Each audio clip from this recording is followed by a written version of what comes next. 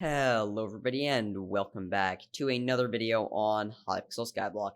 And today we are going to be going over the healer and tank classes of Hypixel Skyblock dungeons. With Master Mode of dungeons being released, they are finally useful, and in the Party Finder you will actually see people looking for healers and tanks, which is really cool. For example, let's say I go to something like a floor 4 party.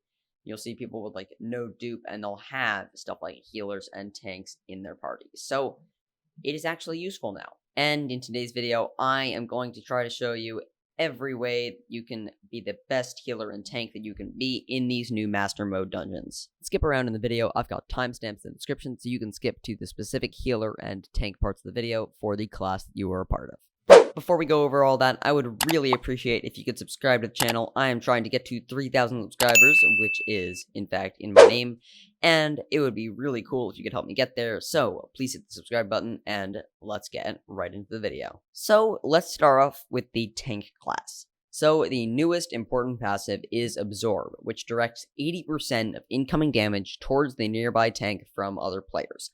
That allows them to survive the insane amount of damage that is in Master Mode.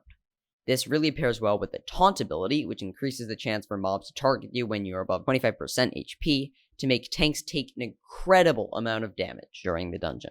To counteract this, as a tank, you're going to want to use 3/4 maxed giant gold ore armor for the maximum health that you can get, as well as a 5-star Reaper Mask if you have the requirements, which are Zombie Slayer 7, or a 5-star Mender Crown. These items will boost the healing for your team and you, and they are quite powerful. And as long as you can get the requirements, they are honestly not that much more expensive than something like a gold ore helmet would be. To be helpful in terms of damage as well as tanking, you're also going to want an Astrea, which is one of the Wither Swords that you can craft, and that gives you a lot of defense through the defense function on the sword. You'll see that mine doesn't really give me any. Mine just gives me intelligence and ferocity, which is a Hyperion, but the Astrea does give some and is very helpful for tanking. You'll also be able to use the Wither Shield ability that is part of your Wither Impact scroll to help heal yourself and give you some more extra health. And you'll be able to use it as your DPS left-click weapon and right-click weapon if you have the mana.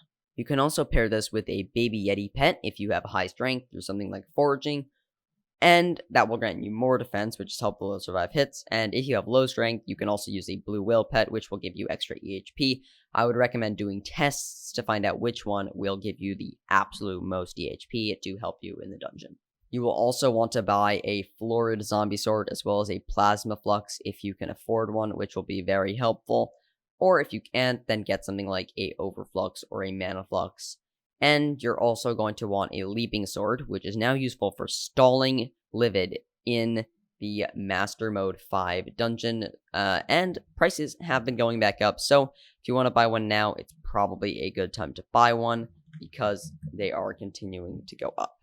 Like, you'll see that Leaping Sword prices are now at 2.75 mil, which isn't that bad, but prices are continuing to go up, and a few days ago, they were much lower. As a tank, you want to stick close by your squishier teammates, specifically the mages, as they will die very quickly without the lifesteal that they are used to getting. While you are absorbing their damage, they can focus on DPS, while you can focus on staying alive and keeping the mage alive as well. The same thing can be done for any class that has a lower health due to their armor and items that they're holding. And you do need to stay in range of them and close by so that you are absorbing the damage rather than it being directed to them. Now let's talk about the healer class. The healer is also very important now in Master Mode as they have multiple new class passives and abilities that are very helpful. The Soul Tether ability is clicking on a teammate creates a tether connecting yourself to them. Tethered teammates receive 0.5% of your maximum health as healing every second while they are within 30 blocks of you.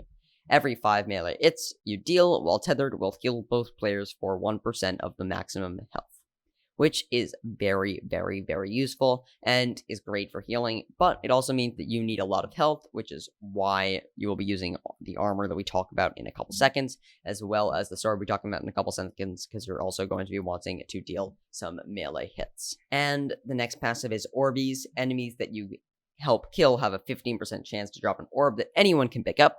The orb heals the player that picked it up and grants them a random buff, And that can be especially useful if the tank picks it up, because they can then use that for whatever the buff is, which will then potentially help them absorb damage. And paired with the old healing circle, which you do while crouching, just be near your teammates that are squishy, as you can help them heal. There's also specific gear that you're going to want to purchase from the auction house for this.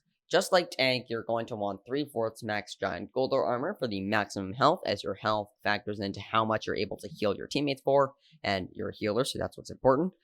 And a 5-star Reaper mask or Mender crown, as you want to be able to do that double healing.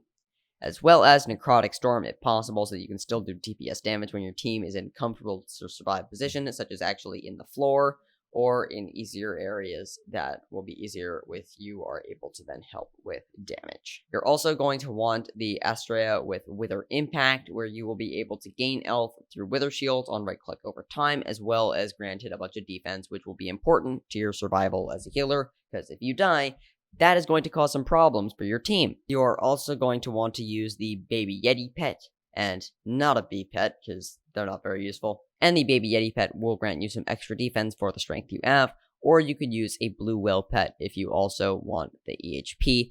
You can see which one gives you the most EHP by testing them in dungeons, and find out which one works best for you, as everyone has different stats. You're also going to want to use a Florid Zombie Sword, as well as a Plasma Flux if possible, and lesser orbs can be swapped in if you don't have the money for one. And finally, you're also going to want the Leaping Sword for Master Mode 5, Stalling Livids. As a healer, you're going to want to stick by the tank and boss, as your job will be to keep them alive, as they're keeping your whole team alive. And tethering with the tank is the equivalent of healing everyone. Since the tank is absorbing 80% of the damage taken by everyone else, including you, they are going to be taking a ton of damage, so you must keep them alive so that your entire team stays alive. You can also use your crouch ability to heal the rest of your team if they're nearby you. Just try to keep everyone alive as a healer, as these floors you end up taking a ton of damage, so the more health you can give them, the better off they will be. So thank you so much for watching. I have enjoyed making this guide, and I'm definitely enjoying Master Mode. Let me know what you guys are thinking of Master Mode down in the comments, and I will see you guys in the next video. Goodbye.